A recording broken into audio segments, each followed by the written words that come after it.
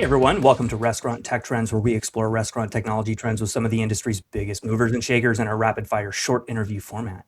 This podcast is produced by Incept AI. Incept AI takes restaurant orders over the phone and in noisy drive-thrus with friendliness and precision. Learn more at incept.ai. Today's guest is Kathy Alcaras, a restaurant technology leader with almost 40 years in the restaurant industry, including 14 years in operations before she crossed over onto the tech side. She's held IT leadership roles at Polly's Pies, Grill Concepts, Eureka Restaurant Group, Jollibee Foods North America, and most recently, Pressed Juicery. She's a Hospitality Technology Top Women in Restaurant Technology Award winner and sits on the board of the California Restaurant Foundation. Kathy, welcome to the show. Thank you so much for having me here. I'm really glad we got to do it. It was a Me too. pleasure meeting you the other week at Mertech. Absolutely. So, absolutely. You are quite a busy lady. We're going to talk about that in just a little bit, how you managed to fit all of this stuff into your schedule. But first, let's talk about how you got involved in restaurant tech. So, I mentioned you spent 14 years on the operations side of restaurants before you crossed over to the dark side with us techies. Was there like a particular moment that made you realize that restaurant tech was your calling? Do you think that ops background makes you a fundamentally different kind of IT leader? Share your insights. Well, I did not have a single aha moment. It seems like it was a pattern I couldn't ignore. Throughout my operations career, I kept asking the same question. There has to be a better way to do this. Everything was so manual. Whether it was inventory, scheduling, or P&L reporting, I was constantly looking for ways to reduce manual work and improve accuracy. And mind you, I was 16-year-old at this time. When Wow. technology started to become more accessible in restaurants, I naturally gravitated toward it because it solved the exact problems I had been living with every day at my job. I say job then because it was not yet my career.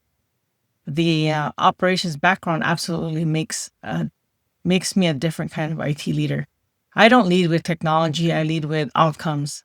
I understand that what it feels like on the floor during a rush, what a broken process costs in real dollars, and how adoption succeeds or fails at the store level. And that perspective keeps my teams focused on solutions that actually work in the real world and not just on paper. So I'm curious, having been an operator, does it make you more or less forgiving toward your technology vendors? I would say I'm more understanding because I understand that if they don't have the experience in the restaurants, they will not know what we have to go through. So willing, if they may, they come with us to our stores and experience what the pain we feel, and they will feel it as well, and then they will push to their leadership on how to fix things on their end, rather than saying, "Oh, it's gonna take about 3 weeks to fix this. Oh, come and see what we're going through." So the So important to spend time on the floor. And you know what? There's just no other industry like this yeah, industry where technology has such a brutal, immediate impact on operations. If it's broken, it's like really, really broken and it happens right it away. does. It's not like, so many different industries where, you have software that breaks or something and, that can get fixed in a couple months. Like, oh my gosh, it's just brutal. You got to do it right That's away. true. Um, Okay. Well, you've worked at brands across a huge range of sizes, from like Polly's Pies to Jollibee Foods North America, which is obviously a global company. I think they've got thousands of locations, 34 countries. Tell me a little bit about how the job of a restaurant IT leader changes as the brand gets bigger, and what are some things that smaller chains get wrong when they try to copy what the big guys do? Oh, definitely. The role of a restaurant IT leader evolves significantly as the brand grows. In smaller organizations, you are very much hands on. You're building, you're running cables, climbing walls, implementing, and doing often supporting systems directly. Speed and practicality matters most.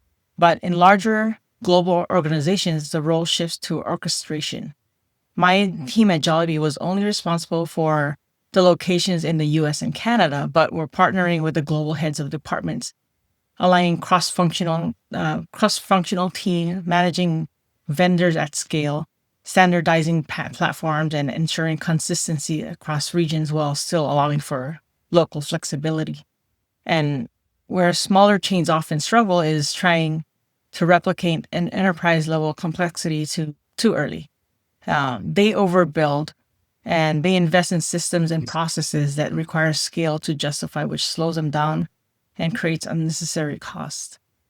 So, Do you have an example of that? Like, can you think of one in your career? um, well, my job is to stop it before it happens. So, we have not gotten to that point. So, I didn't want to create extra work for everyone.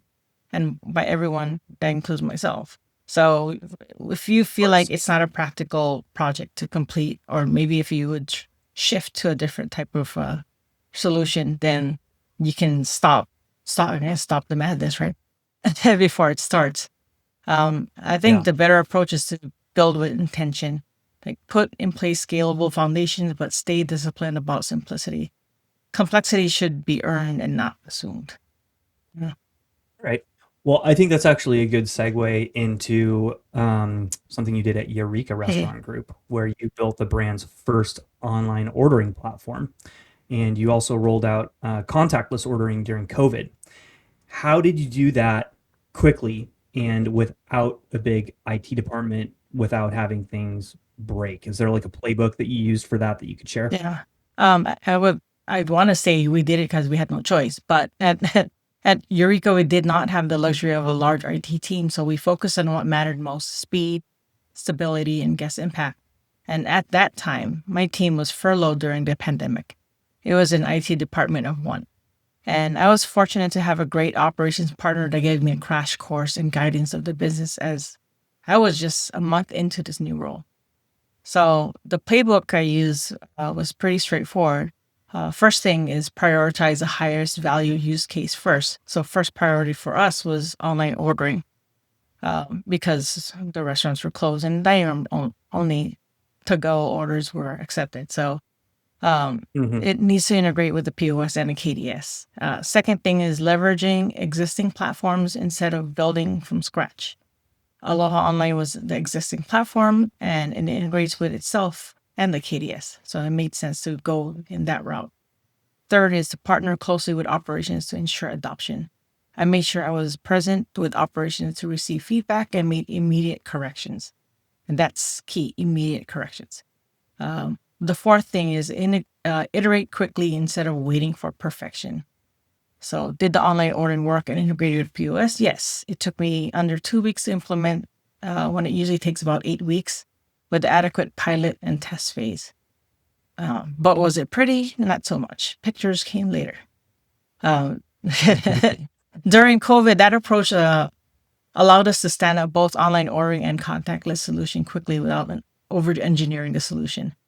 And I think operators can still execute this way today, but it requires discipline. The technology landscape is more complex, but the principle hasn't changed. Focus on outcomes first and then features. The biggest risk today is moving too slowly because you're trying to get everything perfect, right? In the restaurant Yeah. world, there is no such thing as a perfect solution. We often Yeah. just make things work with compromise. I want to dive in a little bit here because you talked about the importance of partnering with operations. And of course, your background is as an operator and in operations. So, are there any like specific like little tips that you have about ways to really smooth that relationship between tech and operations, and how when do you bring ops in? How do you create the buy-in from ops? How are you working with ops like as your partner? Like what are some little things that you do that just make that go more smoothly? Yeah, first thing technology is to help people, not to just to have technology. Operations Yeah. is a very critical piece of the business, especially in the restaurants. Yeah. Partnering with operations should be done on day one. First, ask them what their pain points are. What are we trying to resolve? What would they like us to help them do? To eliminate the small work. Then you can focus more on customer service. Uh, get that relationship early on. When you first start working with a company, ask them, can I work at a restaurant? Immersion is always important because you want to know how the business runs. You want to Yeah. know what the menu looks like. And all this information is needed to build out your POS system anyway. So having that relationship alone is going to be critical for your role in technology. Yeah. I always like to think of, and I'm curious if you agree or if you think about it a little bit differently, but I always think about operations as the customer Yes, they ultimately. are. And technology is basically helping the customer. And we need to think about operations as, being the client, basically, the internal client. Yes, true. And whatever we can do to eliminate menial work for them, like my worst part of starting my shift as a manager when I was in operation was doing the line check, temperature check. Mhm. And we call it line check buffet because after we take the temperature, we have to taste the food. So 7 o'clock in the morning, you're tasting salad dressings. It's not a good taste in your mouth without eating breakfast yet. But now we have temperature monitoring with automatic, probes, and it sends the information directly to a corporate office, so you don't have to fax it in. Oh, back then it was faxing. Email it in to, to your area director. Sorry, I said fax. Dating yourself, I dating yourself. know. Oh no. It's so funny. All right, well, let's shift gears to one of my favorite topics for this podcast, which is, of course, AI. It's all anyone is talking about these days, is AI in restaurants. You have posted recently about AI in restaurants and how AI's moment has finally arrived. So, what specifically changed to make you believe that? And what do you think the most underrated application of AI are in restaurants today that operators are just not talking about enough? I believe that the restaurants are not positive that AI is presently available for them. But and what's changed is not the concept of AI, but the practicality of it. We now have better data availability across POS, digital, and back office systems. We have more accessible tools that don't require heavy data science teams. We have clear operational use cases that tie directly into the business outcomes. So AI has moved from being just experimental to being actionable. And the most meaningful use cases discussed at a conference that you and I were there. Um, they were talking about labor forecasting, knowledge-based management, operational insights, and guest engagement. The focus is now on improving decisions, reducing friction, and driving measurable outcomes. Right. Totally. And the most underrated application right now is probably knowledge-based management, because I've written a whole bunch of knowledge-based going back 20 years. And having this knowledge-based management is critical for any company. Restaurants have a tremendous amount of institutional knowledge that is fragmented across systems, documents, and people like me. AI can centralize and surface that information in real time, which has a direct impact on training, consistency, and the speed of the decision making. And how many times have you heard this? AI does not fail because of algorithms, it failed because of data. I mean, AI tools can help clean data, but human discipline and ownership are still required. Right. We heard it here. Knowledge base. Knowledge base. That's where it's at. Let's talk a little bit about some of your work outside of the office. So you put in a lot of volunteer hours. We talked about that in the intro with the California Restaurant Foundation. You're also working with the IFBTA. First of all, it's hugely admirable that you do this, and I wish that more professionals in our industry took the time out to help advance the greater cause. So just huge kudos just in general.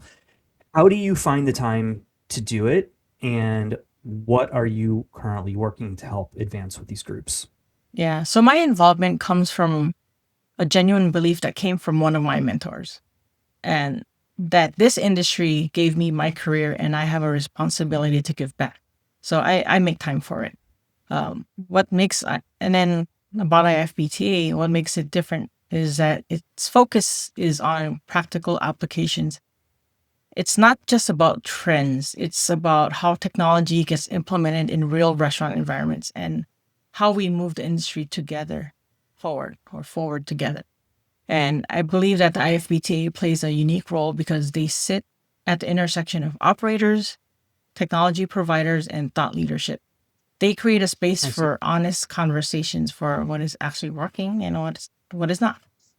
Um, the IFBTA holds quarterly meetings for each of their local chapters, led by local chapter chairs. So Southern California has their own chapters and chapter chairs, and they vary from small to medium business as well as large corporations and attendees.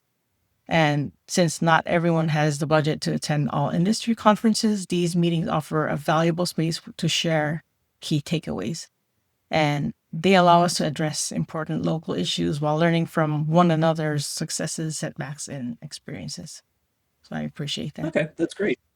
Well, let's keep talking about, pushing things forward in industry. So you won the 2021 Hospitality Technology Top Women in Restaurant Technology Innovator Award.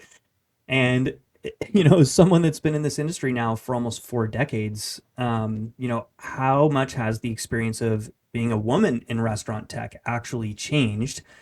We've got Whirl, we've got all these different groups that are out now. Where does the industry still have real work to do as you look ahead?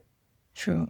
I was just speaking to a friend of mine that during the last conference we attended, and when I first started attending these conferences, that's maybe 16 years ago, there were just a handful of female restaurant tech leaders that would regularly attend. It was great for us because there were no lions in the restroom yet. Yet not so great because there is a lack of female representation in the industry. But seriously, there has been meaningful progress over the years.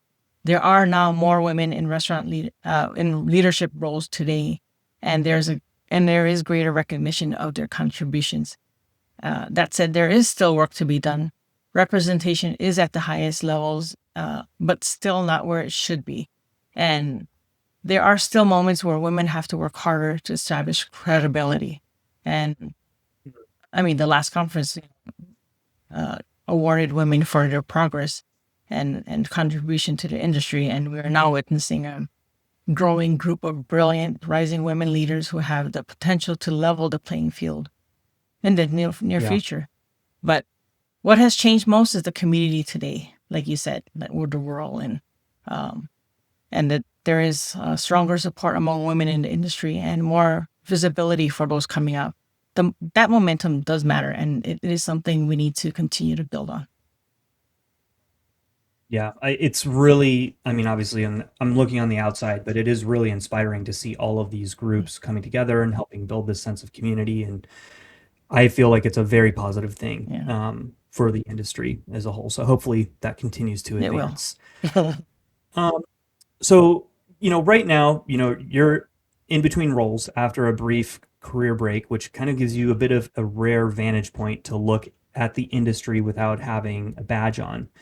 What are you seeing clearly now that was maybe harder to see when you were inside a brand? And what kind of opportunity would make you say yes to the next chapter? True. This recent career break has given me a clearer view of the pace of challenge in our industry. It's provided me with the perspective of a restaurant technologist who can objectively evaluate the innovations presented at the conferences without being constrained by a budget limitation or specific project demands. So there's a lot of innovation, especially around AI. But there is also a gap between what is possible and what is practical for operators to implement. Execution is still the differentiator when selecting these projects. Um, what I'm looking for in my next role is an opportunity to lead meaningful, how do you call it? Sorry, meaningful transformation through technology, and a company that values both operational discipline and innovation, where technology is seen as a strategic driver, not just a support function. Um, my background is rooted in operations and scale through technology leadership, which gives me a practical perspective on strategy. I understand that strong strategies only matter if they can be executed consistently across the business. And what kind of opportunity do I want? A leadership role where I can build, scale, and mentor teams while delivering measurable business impacts. I'm eager to join a company with a strong culture and contribute to its success over maybe the next 15, 20 years. So, until I retire. Oh, 15 to 20 years. Yeah. That would be something, man. That would be great. All right. Well, Kathy, we've made it to the end of our regular interview questions. We are now going to move on to our rapid fire section. And for everybody that is watching or listening, Kathy has no idea what these rapid fire questions are that I'm about to fire at her. The rules of engagement, Kathy, are try to answer these questions with one word if you can, one sentence if you can't. Okay. Are you ready? Ready? All right. Jollibee Chicken Joy or Chow King? Which one wins on a cheat day? Jollibee Chicken Joy. Fuck it. Joy. All right. You spent 15 years at Grill Concepts, I think. What's the one menu item you still crave? The chicken pot pie. Yeah. Oh, I like this one. QR code ordering. Love it as a guest, or do you secretly prefer flagging down a server? As a techie QR code. I always thought QR codes were really underrated. I Yeah. feel like they've kind of disappeared a little bit over the past few years, especially as we've moved out of COVID. But They were supposed I don't know, to die before COVID started, and then it came back like a vengeance. Right? yeah. Everyone was using it. I wish more places still use it. Honestly, I feel like there's some are phasing it out, but I always appreciate it when there's one True. there. All right, you went to school in Hawaii. Poke bowl or plate lunch? Plate lunch. All right. What is the worst tech demo you've ever sat through, and how many minutes did you sit in it before you knew it was terrible? Well, luckily it was online. Do I have to say what it is? Well, you can maybe it was for like vendor save a little face, but maybe tell us the kind of technology it was. It was for a labor platform. I sat for about 15 minutes, and then I told them I had a meeting to get to.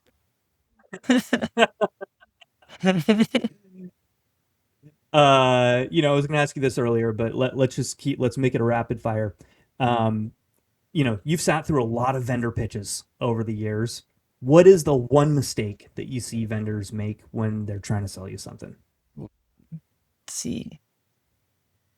The one mistake is the biggest mistake. They lead with features instead of business value. 100%. Because once you have a vendor that you trust, it's like you just made a new friend for life. Like you, for an example. Oh.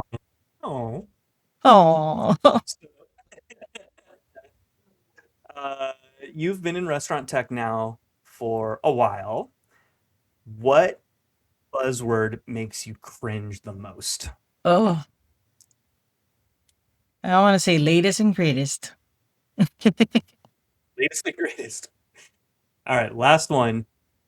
Android or iPhone? Android. Android. You don't want to be in the blue bubble club? No, I like to be in red pill club. Well, Kathy, I want to thank you very much for taking some time out of your busy day to be here with me and with us today.